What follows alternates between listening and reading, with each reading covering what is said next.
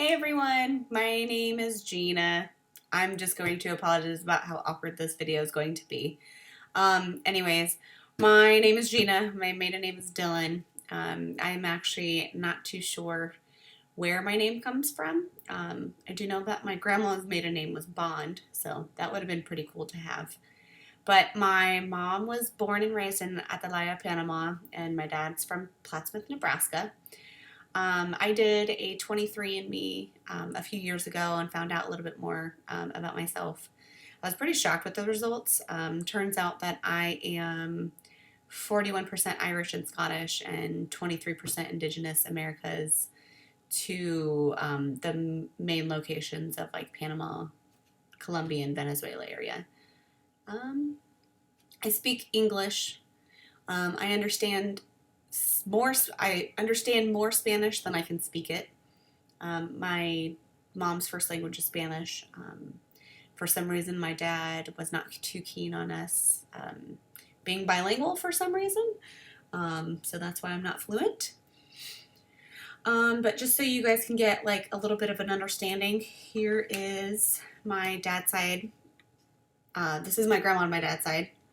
And then this is my grandma and grandpa on my mom's side, the Panamanian side. So speaking of Panama, very common for like their foods.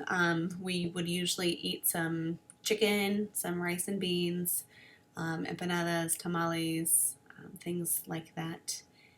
Every time we would visit Panama, they have these treats that the vendors sell called raspados, and it is pretty much these giant blocks of ice that they shave and they put in a cup, and then you can just add some flavoring to it, really however you want to flavor it, and then they drizzle some condensed milk over it. It is delicious. So if you ever go, I think they do it in Mexico too. I'm not too sure, but if you ever go, get that. When I was growing up, again, just a lot of the rice and beans. It's kind of funny because my friends that I run into that I went to high school with, they always remember my mom offering them rice and beans. It's always rice and beans. You want some rice and beans? But I mean, like we could eat that for breakfast, lunch, dinner, sometimes a snack. But yeah, that was kind of just our food. That was our main go-to, I suppose. One of my friends the other day actually made a comment about how Hispanics don't let anything go to waste. And I never actually realized this until they made that comment. And I mean, like, for example, my mom would make a soup or like a broth, and she would use like the chicken bones. We would eat the chicken with our rice and beans, and then she would make a broth out of the chicken bones. So I guess it's interesting to have that like pointed out, and then like looking at it and just, I guess that is not everybody's culture, everybody's norm, I suppose. As far as my American culture, Thanksgiving is my favorite holiday. I have family kind of scattered all over the U.S., so it's nice to have everyone get together and just hang out, eat some delicious food, and just go to Chowtown, I guess. Can't really go wrong with that. And then the last two is a subculture. I never really thought about it, but I guess if the only thing that can really come to mind is jujitsu. So I really enjoy doing jujitsu. I've been doing it for about 2 years now, and I would probably consider myself being in the jujitsu culture. But yeah. Other cultures that I would want to learn about, it's really everything.